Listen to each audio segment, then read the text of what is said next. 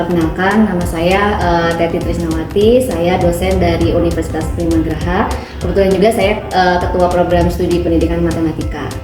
Sekarang saya lagi studi lanjut juga S3 di UNES, jadi mohon doanya semoga S3-nya cepat selesai.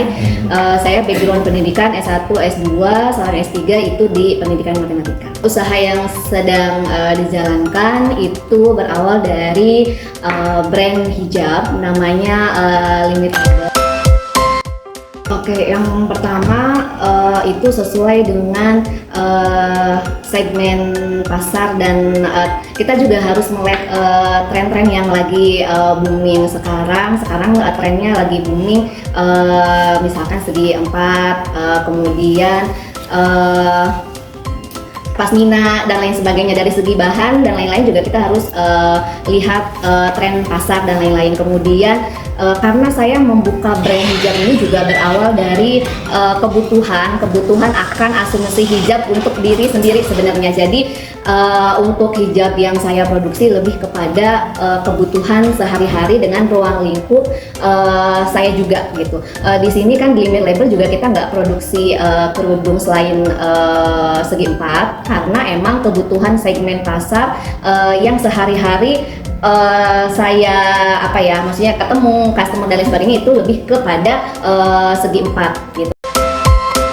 Oke, untuk jumlah produksi yang pertama itu yang dianalisis adalah permintaan pasar. Jadi kita analisis dulu nih permintaan pasar kira-kira setiap bulannya berapa gitu. Melihat kebutuhan pasar, yang pertama kita melihat jumlah reseller yang sudah bergabung di kita. Misalkan kita ada 5 reseller. Nah, dari 5 reseller itu biasanya mereka satu bulan menghabiskan berapa dan lain sebagainya. Nah, berarti misalkan kalau satu orang itu 50, berarti kan kita 50 dikali 5. Jadi, tapi kita ada lebihnya itu nggak banyak. Paling mungkin 25% kita lebihi dari kebutuhan yang pasti akan diambil oleh reseller gitu. Karena kalau karena gini, penjualan Limit Label juga tidak hanya by reseller, tapi kita juga analisis di online-nya juga. Misalkan online kita satu bulan habis berapa, itu dimasukkan kepada kemungkinan kebutuhan pelanggan dulu.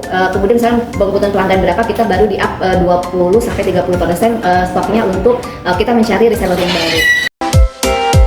Oke, untuk sistem pembayaran kalau online itu udah by sistem ya, dan di online juga kita ada COD dan lain sebagainya. Kemudian kalau untuk reseller juga mereka biasanya itu kita transfer untuk setiap pembelian barang. Karena untuk reseller juga biasanya ada yang paket dan ada yang ngambil ke store sendiri gitu. Jadi biar transfer atau dikirim, kemudian ada COD dan lain sebagainya.